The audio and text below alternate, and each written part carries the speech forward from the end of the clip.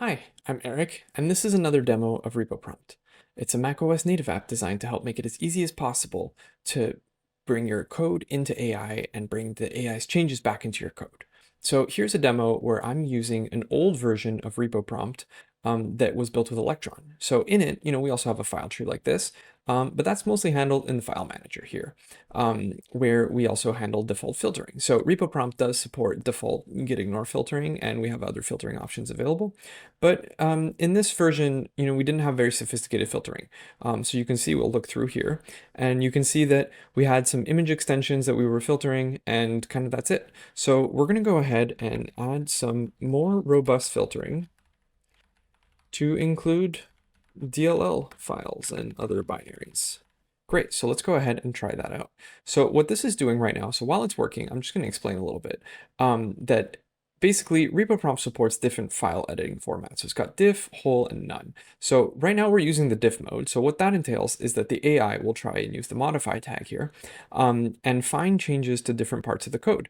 And with that said, it's able to replace chunks of code rather than having you actually rewrite the whole file or manually cut and paste code back into your code.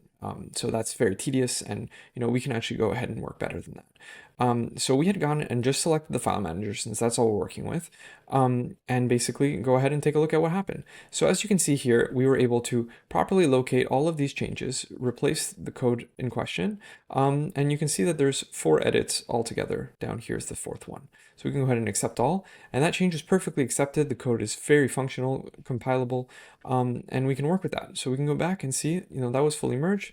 Thanks, Repo Prompt. That's all done. And yeah, so that's it. So that's diff file editing format. So let's go ahead and remove that and show you something a little bit more complex. So we can go ahead and basically set up our Repo Prompt web. So as you can see, I also had another folder open, and we can actually create prompts with 2 folders at once.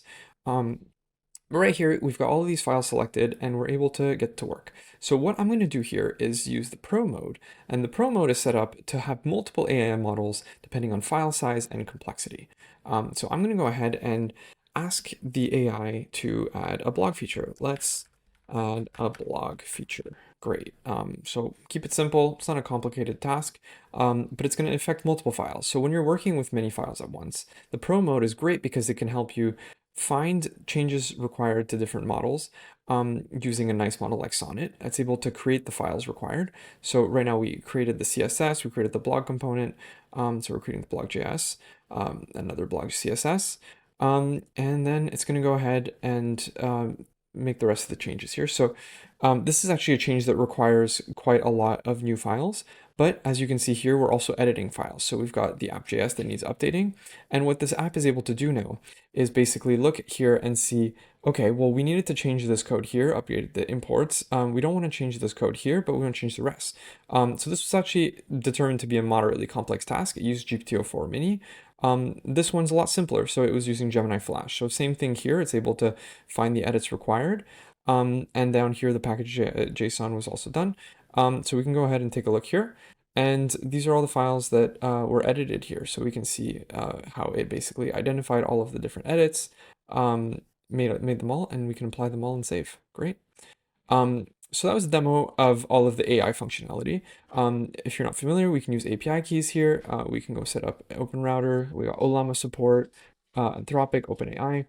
But what's really nice with this as well is that we can actually copy paste code into Claude. So let's open up Claude over here. So I had already asked it to basically using that same functionality to tell me about Repo Prompt.js. So, but let's just edit this here and say, tell me about this one. So we'll add that here. Actually, it went ahead and I kept the instructions for the blog function, but it took priority of this instruction. So it's telling me about this one. So it's telling me all the features in this repo. So if you're learning about a new repo, this can be quite helpful as well.